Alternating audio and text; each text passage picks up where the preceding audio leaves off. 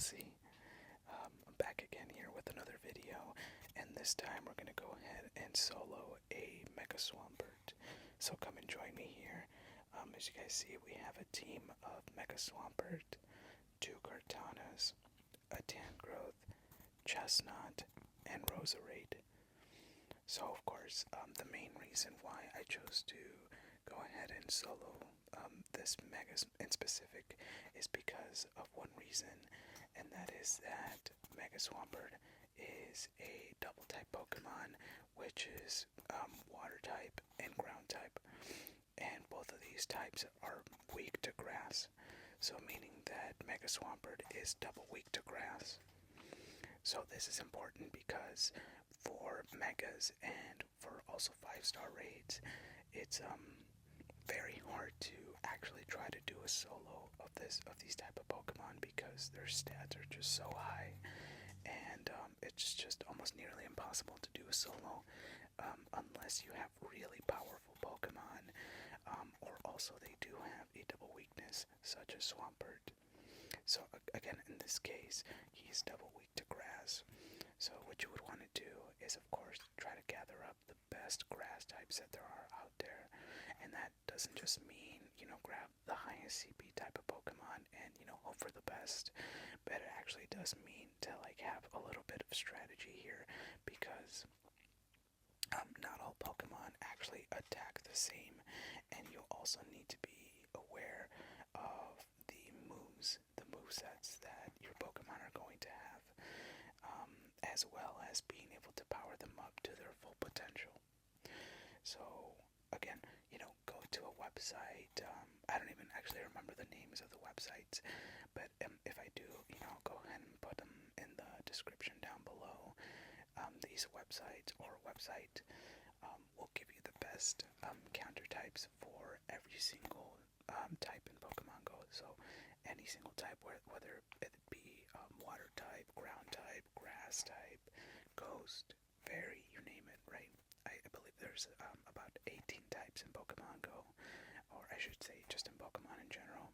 So it's important to know your types for this specific reason, and that's to be able to go ahead and try to solo a raid boss, even if it's a legendary as well, because I think one of the other ones that I ended up soloing around this time as well is Moltres, one of the 3 legendary birds, since it was a dual type, which was fire and flying, and both of those types are weak against rock type, so it makes it, double effective to be able to have all rock type Pokemon.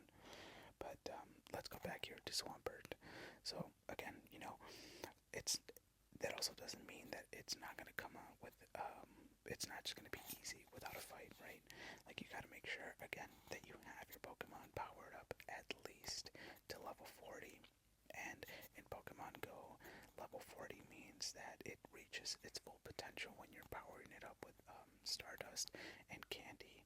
And then once it reaches the last level, like the last click, to be able to power it up, and it starts asking for XL Candy, that's when you know you're about to reach the next few levels, which is level 40 and above. So once you start spending XL candies on your Pokemon, that means you're going to be taking it over level 40.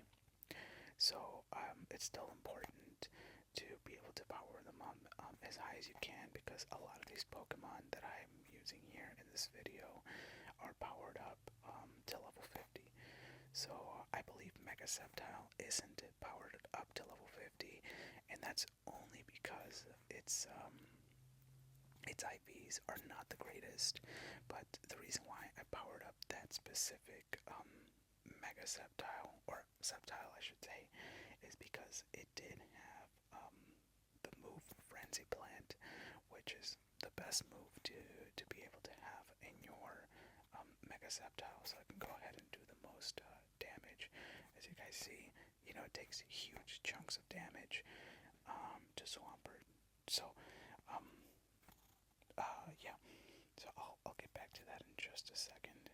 But for the other Pokemon, I believe Chestnut is level 50, and I believe that is it, if I'm correct, because the Kartana's same as the Mega Sceptile. It doesn't have the best IVs, and I would much rather save all those XL candies for a actually really good IV Pokemon, especially for all the legendaries out there, because it's very rare to get like really good IVs, but unless it's like a 98% or a perfect, so like a 4-star. So when you see the glowing red circle around your IVs and it tells you that it's perfect, then I'll go ahead and power those up with all my XL candies.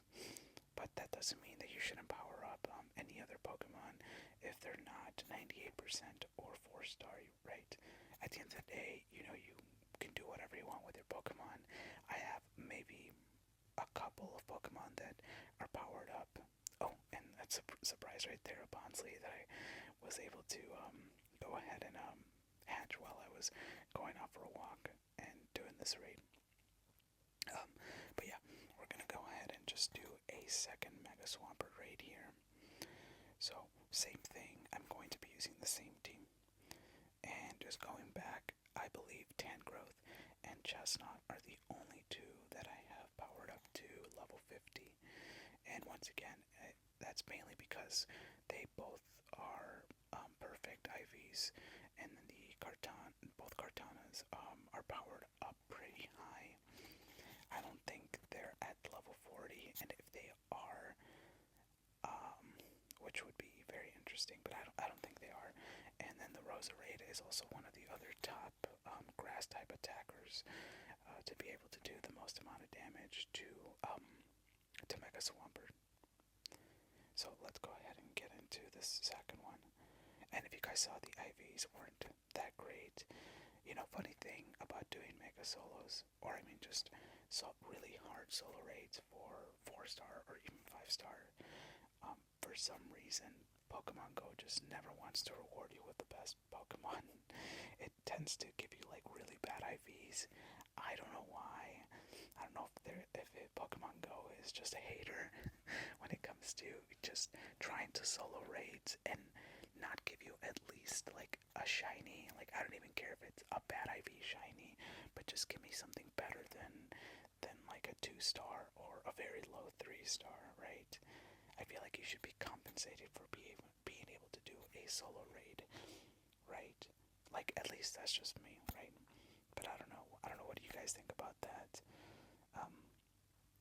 But anyway, once again, there are a handful of Pokemon out there that you are able to solo. So again, just make sure you follow that procedure, which is first, get to know the Pokemon that you're going to be soloing, right?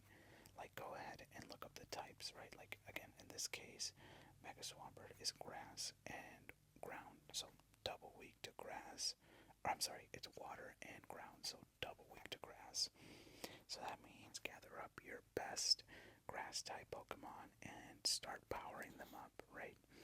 Make sure you power them up, again, at least to level 40. That way you can have the utmost damage, because once you get Pokemon to level 40, they usually do about like 90% of the damage that a 50 level 50, sorry. So it still does matter. That other like 10% to get to level 50 still does matter. But you can do a lot of damage with a lot of level 40 Pokemon if you make a whole team of 6 that are all level 40. So just remember that. And then second, again, remember to update your movesets so that you are able to have the best damage that you can take towards that Pokemon. So again, like having Frenzy Plant on Mega Sceptile, and or having having all the other types of moves that all the other Pokemon are going to require, right? So just make sure you look that up. There are websites to be able to do that, and I'll put some of them in the description down below. But the smartphone. So also download PokeGenie because that's what I typically do.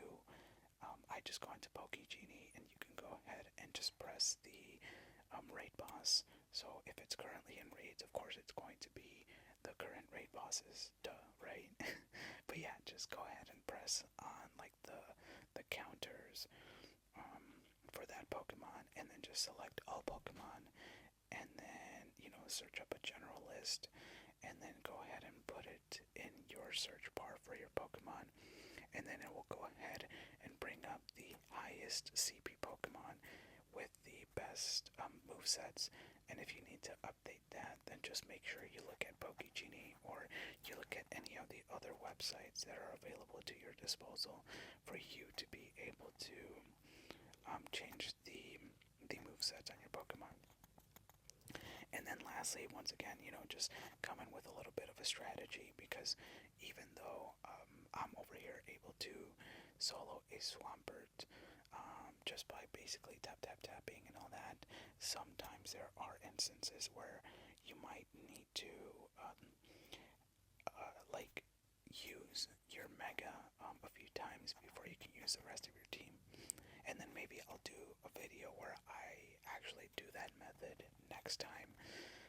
I don't think I have one on my channel. I don't think I've seen my videos in my channel in some time.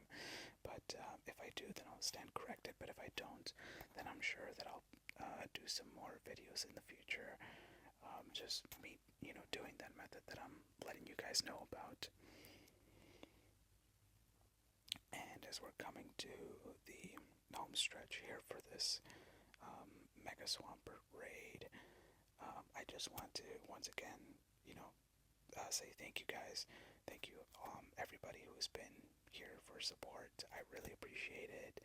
I truly do apologize that I don't post as much, but I wish I could. Like, I wish I. Oh, and look, nice surprise there that we got our 50 coins there for the day. But anyways, yeah, thank you guys so much for the support. I truly appreciate all the views, all the comments, and everything. I mean, I know I'm at like 32 subscribers at the time of this video, so I want to, go ahead and say thank you for all of you 32 people that are out there supporting my channel. Thank you very much. The goal would be to try to be able to do this maybe full time or something. That would be awesome. Or even just, a little bit more for fun. Just as the world is, money, of course. So I have to focus on that first. But, this would be great if, somehow it got a little bit monetized, just to be able to, put some time aside to be able to do this a little bit more. But for the time being, thank you guys so much. And once again, like I mentioned, trash IVs.